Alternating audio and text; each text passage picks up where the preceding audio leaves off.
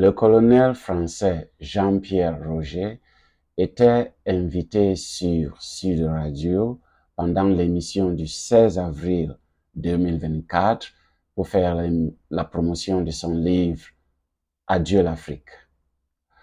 Dans ce livre, il accuse la France de ne pas s'engager dans les affaires africaines et que la conséquence de ce non-engagement de la France a amené les Africains à demander à la France de partir de l'Afrique. La conversation était tellement intéressante parce qu'elle m'a permis d'avoir une idée de ce que pensent les Français de manière générale sur la position actuelle de la France en Afrique. Donc, j'ai coupé quelques morceaux choisis que je vais proposer de donner quelques analyses. Donc, à la fin de chaque morceau choisi, je proposerai une analyse et je donnerai un droit de réponse. J'expliquerai ce que je pense des idées développées pendant la conversation.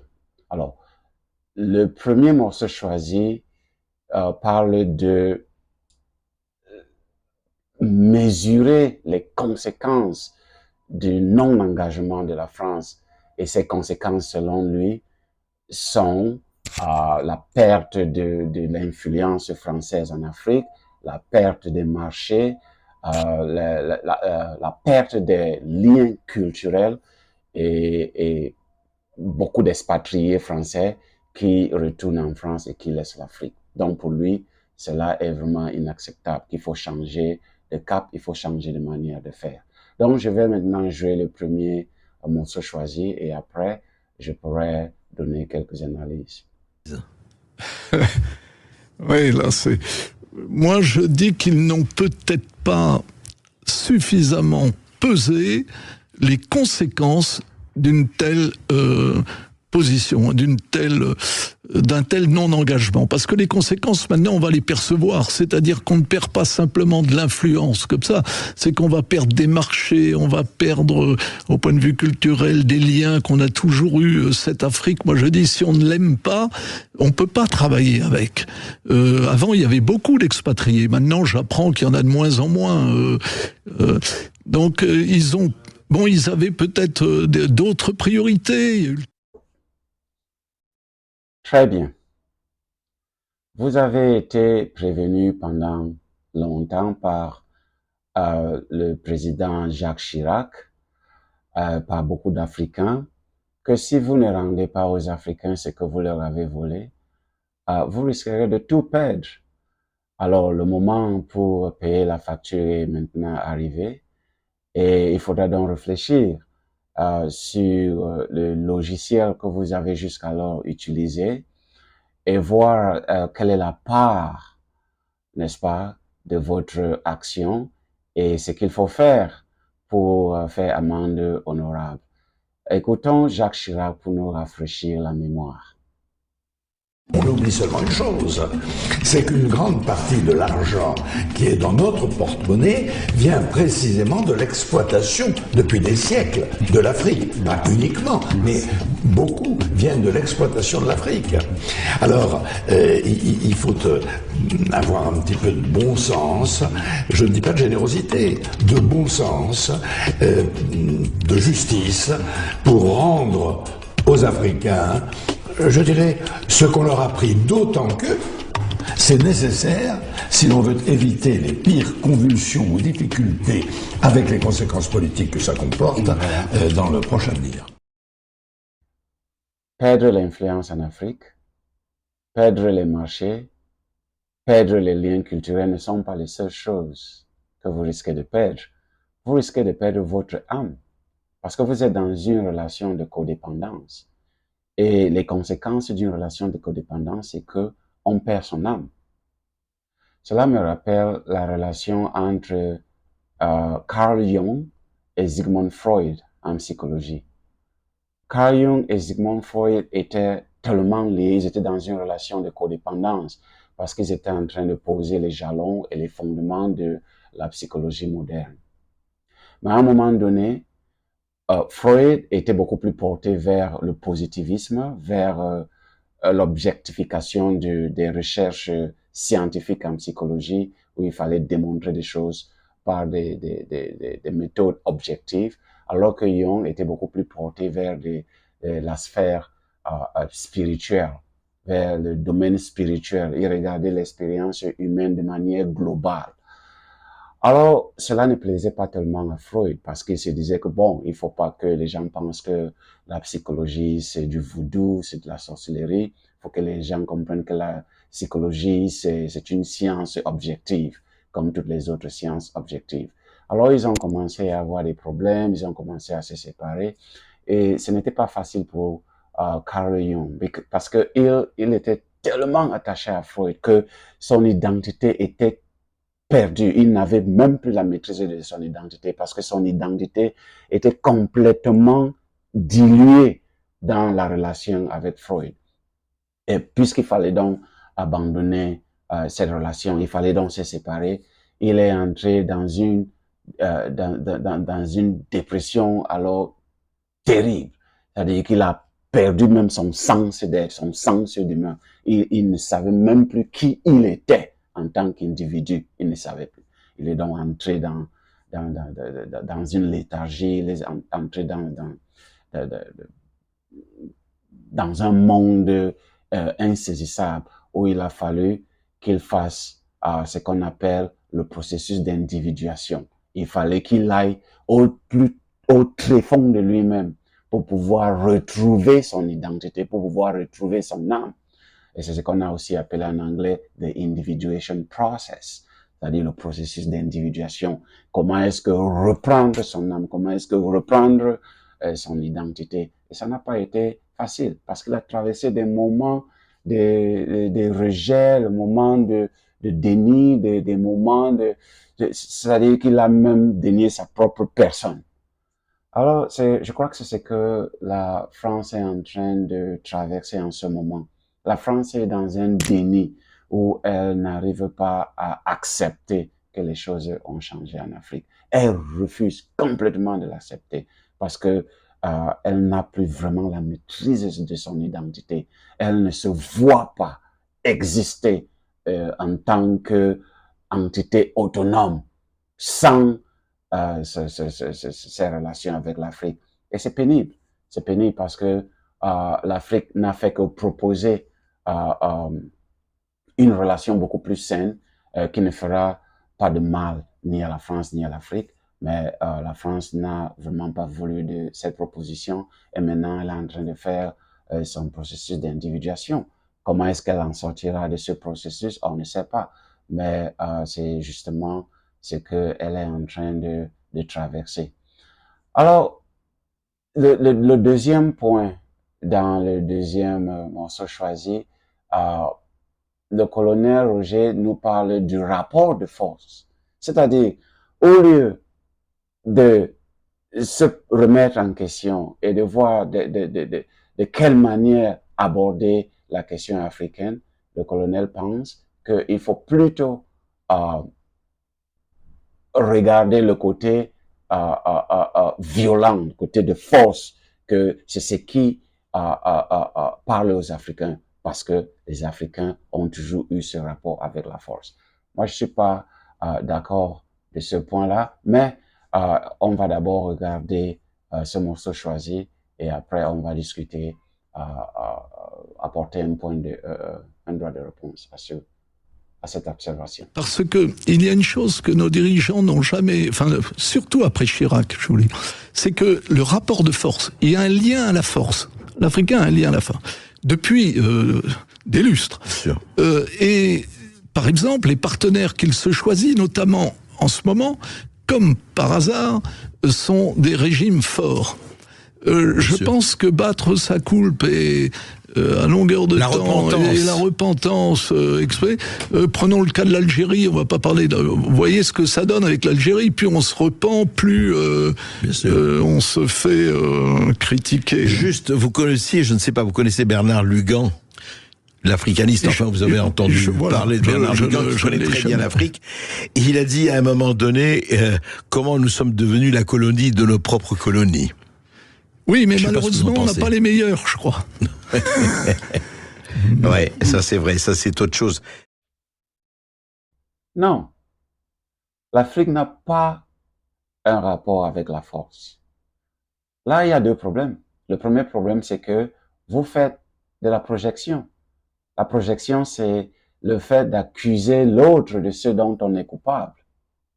C'est l'Europe qui a un problème avec la force. Et c'est pas moi qui le dis.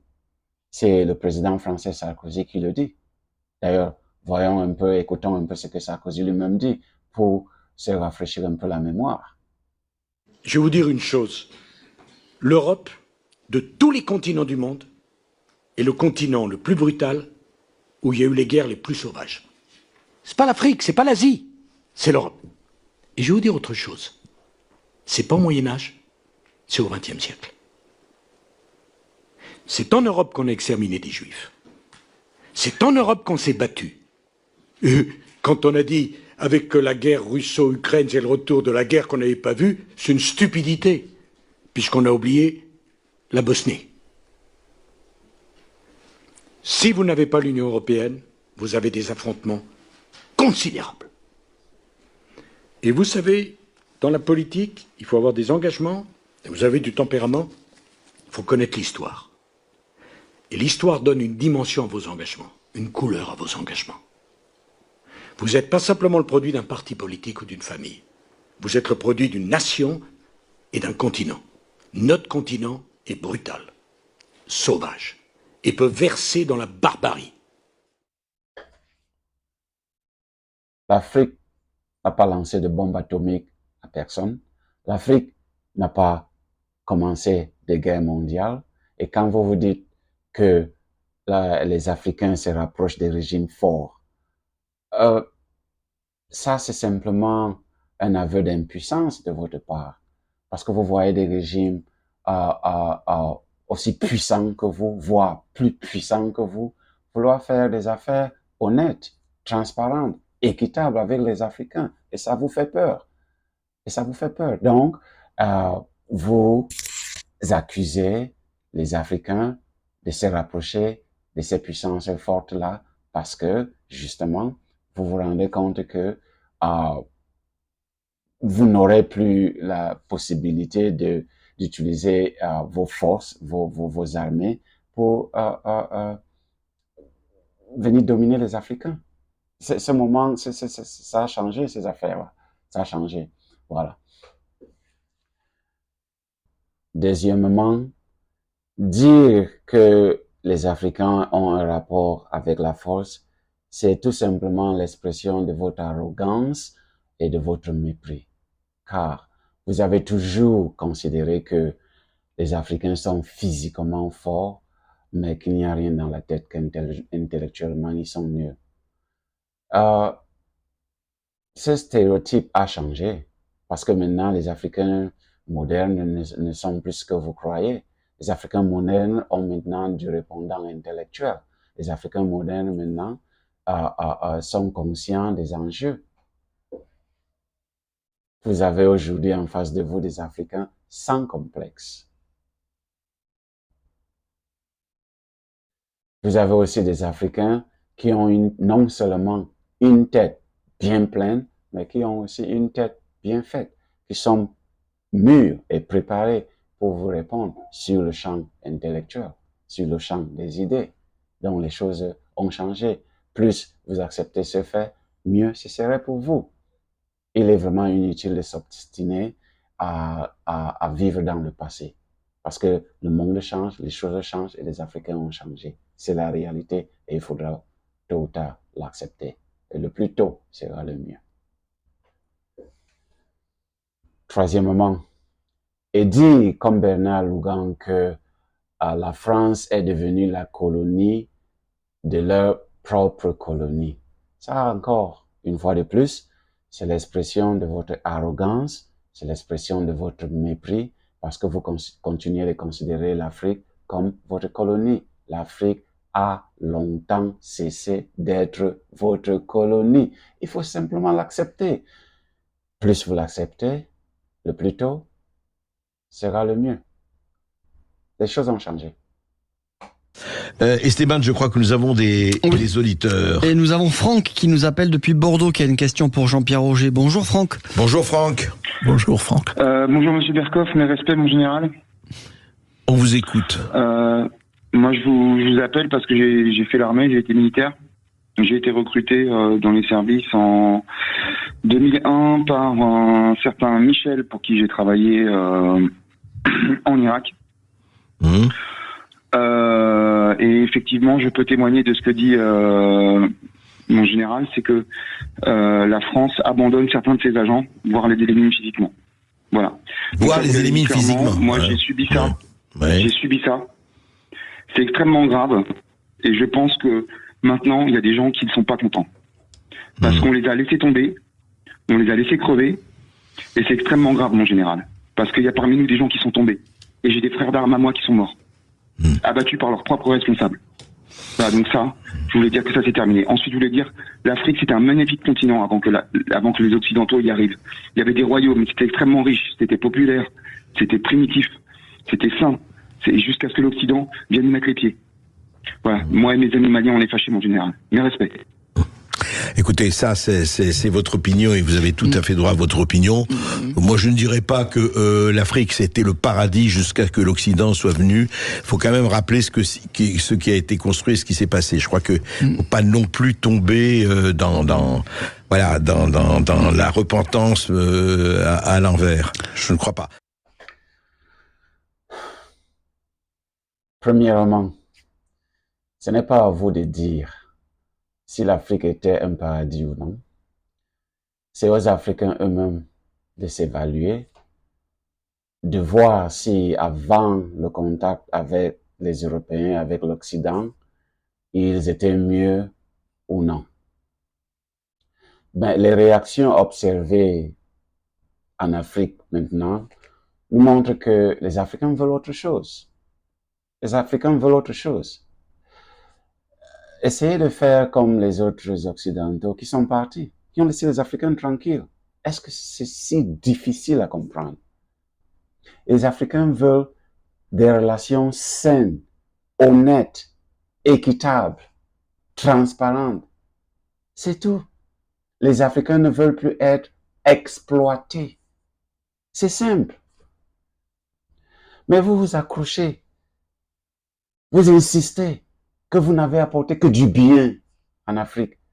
Si vous n'aviez apporté que du bien en Afrique, les Africains ne seraient pas aujourd'hui en train de vous demander de ne plus les exploiter, de partir, de les laisser tranquilles, de s'occuper de leurs propres affaires.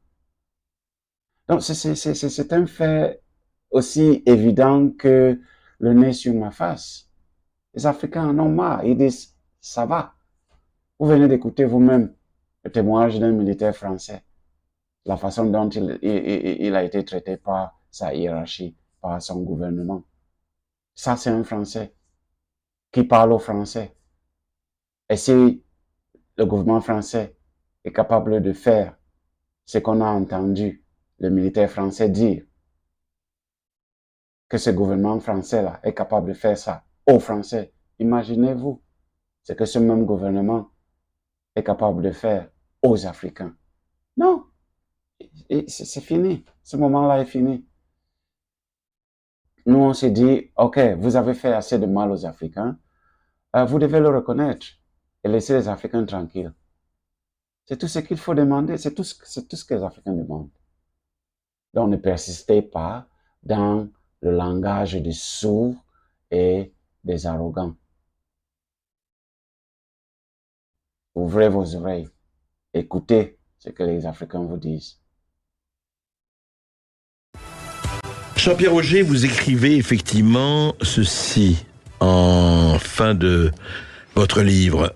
Quant à la France-Afrique, objet de bien des fantasmes décriés, reniés, jugés responsables de toutes les difficultés auxquelles nos anciennes colonies font face, une question mérite néanmoins d'être posée. Évidemment, vous allez passer pour un affreux réactionnaire en disant ça, en écrivant ça, mais non, mais vous posez une question quand même qui non seulement mérite d'être posée, mais mérite qu'on lui réponde.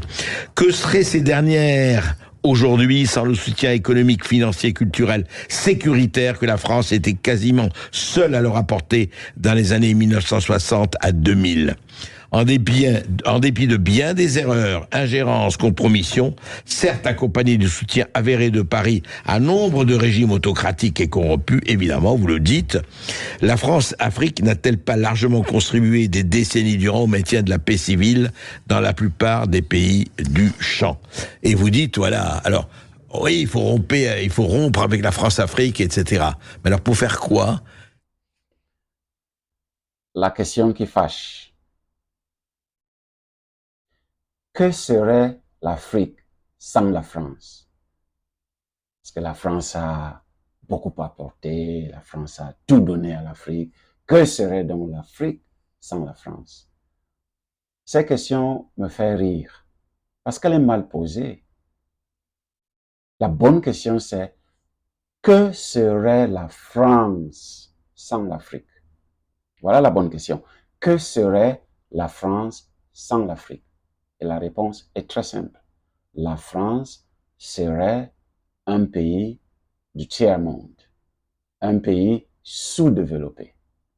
La preuve, les Africains demandent aux Français de partir, à la France politique, pas aux Français de manière générale, mais à la France politique. Les Africains demandent à la France politique de partir. Elle refuse, elle s'entête, elle veut rester. Si donc l'Afrique n'était rien sans la France, pourquoi lorsque l'Afrique demande à la France de partir, cette France refuse de partir? Il y a une contradiction. Donc, il est clair que sans l'Afrique, la France ne serait rien. Ça c'est d'un. De deux, le président Chirac l'a déjà dit, nous l'avons vu plus tôt à la vidéo que nous avons jouée lors du morceau choisi numéro 1. Mais nous pouvons encore jouer cette vidéo pour simplement nous rafraîchir la mémoire. Que ce que les Français ont dans leur porte-monnaie en grande part vient de l'Afrique. Ce qui veut dire que sans l'Afrique, la France n'est rien. La France sera un pays tiers-mondiste. La France sera un pays pauvre et sous-développé. Ça, c'est clair. Et c'est ce qui fait peur à la France. Et voilà pourquoi la France ne veut pas partir, ne veut pas lâcher l'Afrique. Voilà la bonne réponse. Donc voilà encore la vidéo du président Chirac pour nous réfléchir la mémoire et on se reprend derrière. On oublie seulement une chose, c'est qu'une grande partie de l'argent qui est dans notre porte-monnaie vient précisément de l'exploitation depuis des siècles de l'Afrique. Pas uniquement, mais beaucoup viennent de l'exploitation de l'Afrique.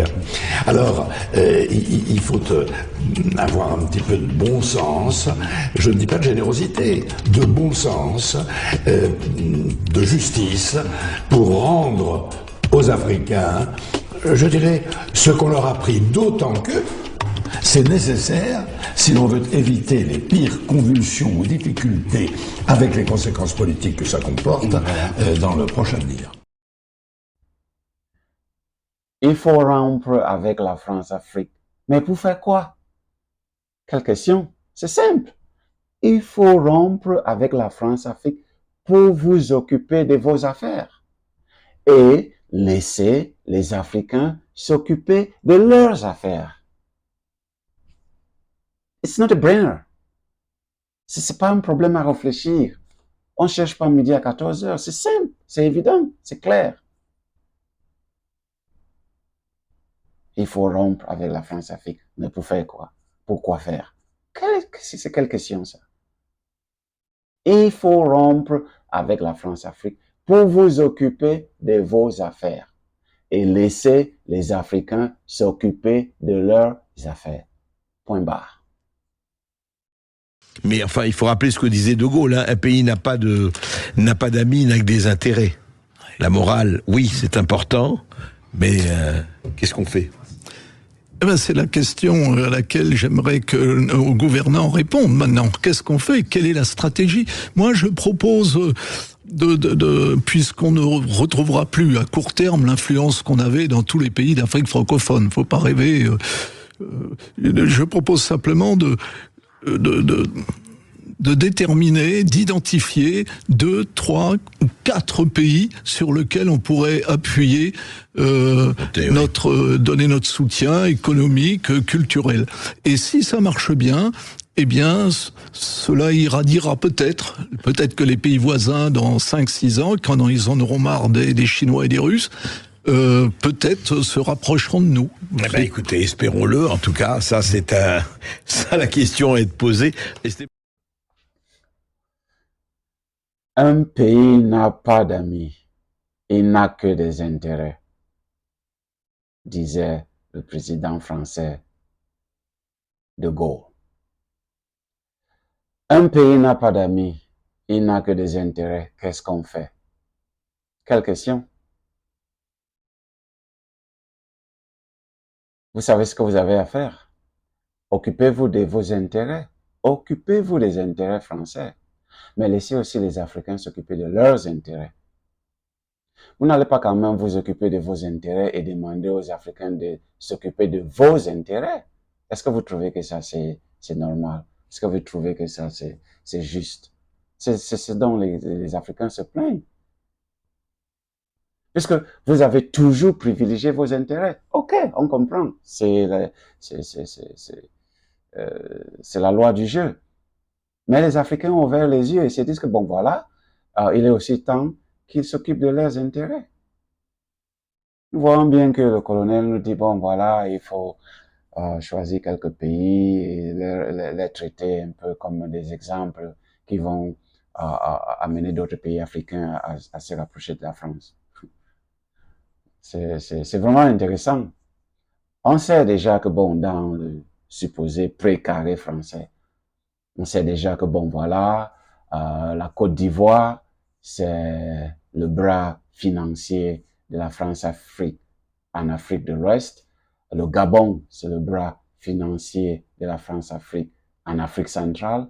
Le Tchad, c'est le bras militaire de la France-Afrique en général. Et que le Sénégal, c'est le bras intellectuel de la France-Afrique de manière générale. Mais les choses se compliquent déjà un peu au niveau du Sénégal avec le nouveau gouvernement qui vient d'arriver et qui est clair en termes de recalibrer les intérêts africains par rapport aux intérêts français au Sénégal. Alors, donc, ce qui fait que on a donc ces trois pays qui sont toujours des bras séculiers de la France-Afrique, la Côte d'Ivoire, le Gabon, le Tchad. On se demande donc quel sera ce quatrième pays. Bon, on voit un peu le Bénin, on voit un peu le Togo, mais c'est pas très clair. Bon, le Cameroun, c'est aussi un peu flou. On se demande donc, il faudra donc identifier ce quatrième pays et voir quel sera donc le rôle que la France lui donnera. Ben, ce qui est intéressant pour moi, c'est que ma deuxième observation, c'est que pourquoi c'est maintenant que la France veut prendre quelques pays africains en exemple? Pourquoi c'est maintenant? Pourquoi la France ne l'a pas fait il y a de cela 60 ans, ou pendant les colonisations, ou pendant il y a 400 ans, pendant l'esclavage? Pourquoi la France ne s'est pas intéressée à s'appuyer sur le développement sincère, honnête de certains pays africains pour les utiliser en exemple de développement? Pourquoi c'est maintenant qu'il faut prendre ces pays-là et puis leur faire apporter des aides économiques, des aides culturelles et tout et tout? On a bien vu là où ça nous est amené. C'est supposé aide économique, relations culturelles et consorts pendant toutes ces années. On a bien vu où tout cela nous a amené. Pourquoi c'est maintenant que ça va changer?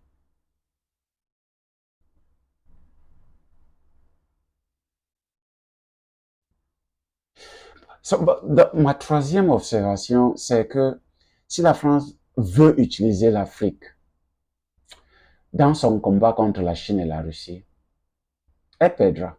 Elle perdra tout. Parce que on comprend bien que, selon ce que le colonel vient de dire, choisissons, identifions 2, 3, 4 pays africains, aidons-les à se développer. Comme ça va faire que les autres pays vont abandonner la Chine et la Russie et vont repartir vers la France. Mais C'est-à-dire, je sais même pas si la France politique, à un moment donné, s'assoit pour réfléchir sur les réalités qui ont changé. Les Africains du 21e siècle, les Africains de 2024 ne sont plus les Africains du 19e siècle, du 20e siècle. Les choses ont changé. Les Africains sont dans une direction où il n'y a plus de marche arrière. Je ne comprends pas pourquoi c'est si difficile de comprendre. Pourtant, c'est très simple. Bon, l'avenir nous le dira. Esteban, nous avons... Oui, nous avons Marie qui nous appelle depuis Neuilly-sur-Seine en région parisienne. Bonjour Marie. Bonjour Marie. Bonjour M. Berkoff, bonjour mon général. Une question concernant un pays... Je dirais juste un mot parce qu'on a déjà traité. Jean-Pierre Roger, vous n'êtes pas général. Et non, je ne suis pas parvenu à l'être. Je me suis arrêté au grade de colonel. C'est déjà pas mal. C'est le colonel Auger, pas le général Auger, mais il n'y a pas qu'à prendre Marie. Allez-y, on vous écoute. Oui, il y a un pays qui me tient particulièrement à cœur, c'est le Niger. Et l'année dernière, ça fera un an, cet été, il y a eu un coup d'État. Le président Bazoum est toujours retenu. Il va être jugé pour haute trahison, apparemment d'ici un mois et demi. À votre avis, pourquoi on avait des forces en présence et pourquoi l'avons-nous lâché? Jean-Pierre Roger. Là, je vais vous dire que je ne le sais pas, parce que nous avions des forces en présence, mais comme les mots employés souvent par nos gouvernants, c'est de dire que les opérations de la canonnière du passé s'est terminées. Je crois que le président en exercice chez nous s'est trouvé face à un mur, c'est-à-dire à un pays qui n'a absolument pas envie de négocier ou de traiter quoi que ce soit. Donc, compliqué pour le gouvernement français, d'autant qu'il s'est raidi, d'autant qu'il a demandé à la CEDEAO, aux forces de la CEDEAO, c'est-à-dire notamment au Nigeria, d'intervenir à sa place. Donc, je suis le premier à le regretter, car ce pays est un pays qui nous est proche et où nous avons des intérêts communs. De quoi je me mêle? De quoi je me mêle? Une affaire afro-africaine, une affaire nigério-nigérienne. Et les Français se posaient la question, alors que nous avions notre armée sur le sol nigérien, pour soutenir notre homme, le soldat Bazoum, pourquoi nous ne l'avons pas sauvé? Ça, c'est quelle question, ça? Est-ce que les Africains se mêlent-ils des affaires de la France? Non! Laissez les Africains gérer leurs affaires. Et puis on voit bien que la France avoue avoir délégué sa guerre à la CEDEAO.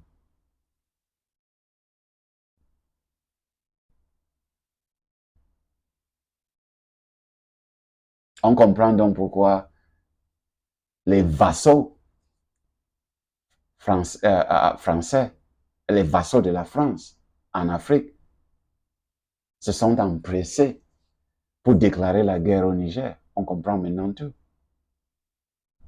À partir de là, on peut comprendre clairement quels étaient les pays qui se sont acharnés à déclarer cette guerre aux Français, parce qu'ils avaient reçu l'ordre de leur maître. Mais ça ne va plus durer parce que les choses ont changé. Le seul conseil, c'est qu'il n'y a qu'une seule issue. Il faut accepter le changement. Les Africains ont changé et les Africains veulent une nouvelle coopération, une nouvelle relation. Les Africains veulent un nouveau logiciel. Et plus tôt vous comprendrez cela, mieux ce serait pour vous. Parce que la direction que les Africains modernes ont pris Il n'y a pas de marche arrière. Non, le problème qui est tout à fait... vraiment, quand je lisais votre livre, il y a quand même une espèce... Et vous voyez, ça fait 20 ans, qu'est-ce que c'est dans l'histoire du monde? C'est un clin d'œil, mais le paysage a totalement changé. Alors, on ne dit pas que la France n'est plus là, il ne s'agit pas de jeter le bébé France avec l'eau du bain russo-chinois. Mais quand même, enfin, ce qu'était la France il y a encore, enfin, du temps où vous étiez officier traitant et chef de poste, on a l'impression, alors de l'extérieur, hein, bien sûr, on ne connaît pas que c'est vraiment un passé, je dirais pas préhistorique, mais moyenâgeux. Oui, et puis il y a eu beaucoup d'évolutions, il y a eu une démographie totalement incontrôlée et galopante, près de selon les pays, entre 50 et 60% de la population qui a moins de 20 ans. Il y a un islam conquérant, vindicatif, que j'ai connu déjà au Niger. Qui existait déjà. Qui est arrivé d'Arabie Saoudite, d'Irak et d'Iran. C'est-à-dire que j'ai vu les premières jeunes filles lapidées parce qu'elles portaient des jupes. J'ai vu les établissements de boissons à Maradi et Zinder, à l'est du Niger, détruits par des Israéliens. Les années 80, j'étais au Niger entre 89 et 93. Ah, vous voyez, donc, pas 30 ans. Donc ça n'a fait que s'accentuer. Je l'ai vu au Niger, les premières femmes type Belphégor sponsorisées par l'Iran. Donc oui, les choses ont changé avec un islam qui est, je vous dis, non seulement vindicatif, mais xénophobe et qui développe la haine du blanc. Et en plus, qui distribue des écoles coraniques, enfin je veux dire partout. Oui. Il y a eu beaucoup d'évolutions. Il y a quand même une chose que je tiens à souligner, qui caractérise les Africains en règle générale, c'est que ils attendent de leurs partenaires non seulement de l'écoute, mais qu'ils les comprennent. La démocratie à l'européenne, ce n'est pas traditionnellement, ce n'est pas culturellement, et j'allais dire, ce n'est même pas peut-être physiquement leur façon de concevoir la dirigeant du pays. Oui. Mais alors justement, c'est quoi? Enfin, est-ce que c'est encore, parce qu'on est un tribal, c'est la fonction, c'est tribal. Oui, alors, il y a des mots qu'il faut s'interdire de prononcer, voilà. L'ethnicité, le tribalisme, mais et il est vrai que dans les plus petits villages, il y a une forme de démocratie avec les sages. Ça veut pas dire les palabres. Les palabres, et puis on arrive à une décision collective. Donc ça, c'est vrai. En revanche, les gouvernances sont très spécifiques. Un gouvernant africain, il doit être fort, et le montrer, et résister aux pressions étrangères. Nous, on ne comprend pas que la démocratie, alors pourtant Dieu sait que l'Afghanistan, l'intervention en Afghanistan, pour parler d'un autre continent, c'est pareil.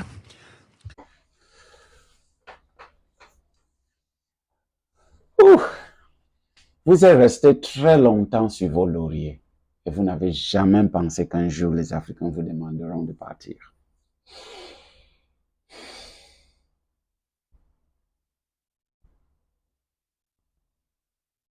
Maintenant, il ne vous reste qu'une seule chose, la nostalgie.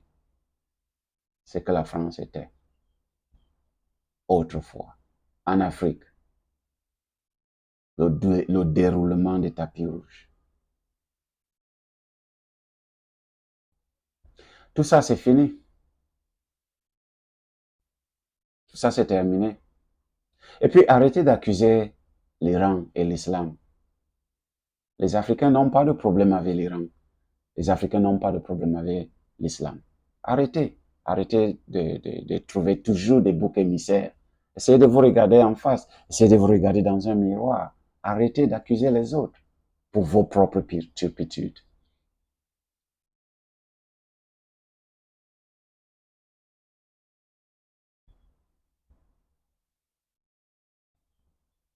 C'est aussi bien de reconnaître que l'Afrique avait sa propre formule de démocratie. Clairement, vous n'écoutez pas les Africains. Et puisque vous ne les écoutez pas, vous ne pouvez pas les comprendre. C'est dommage.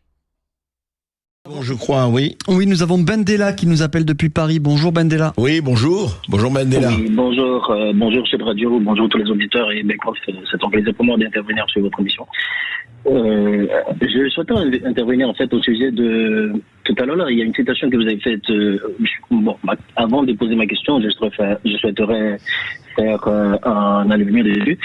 Vous avez dit que comment nous sommes devenus les colonies de nos colonies. Non, c'est Bernard Lugan, oui, qui a dit comment nous sommes devenus la colonie. C'est Bernard Lugan, l'essayiste africaniste, que comme nous sommes devenus la colonie de nos propres colonies. De nos propres colonies. Moi, ma question, elle est pertinente. Je voudrais savoir, est-ce que vous ne pensez pas que c'est, je dirais, l'autorité, parce qu'on parle d'autorité et que l'Afrique, si vous voulez, se réfère aux pays autocrates. Est-ce que vous ne pensez pas justement que c'est le manque de respect vis-à-vis du continent africain, en général de l'Occident, pour ne pas dire de la France, qui est à la cause de ce sentiment de rejet aujourd'hui des pays africains. Parce que comment pouvez-vous faire une citation en disant que comment nous sommes devenus la colonie de nos colonies? En termes, on considère encore l'Afrique telle une colonie. Donc, je pense que aujourd'hui, nous devrions commencer pour éradiquer le déclin France-Afrique, commencer par voir les Africains tels qu'ils sont. Vous avez mentionné tout à l'heure là que l'Afrique, quand le jeune soldat qui a appelé tout à l'heure a mentionné que on élimine nos propres agents, vous avez mentionné que l'Afrique c'était pas l'Eldorado, il n'y avait pas une civilisation. Mais mes amis, j'aimerais que vous reveniez un peu en arrière à l'histoire. Prenez en compte l'Égypte.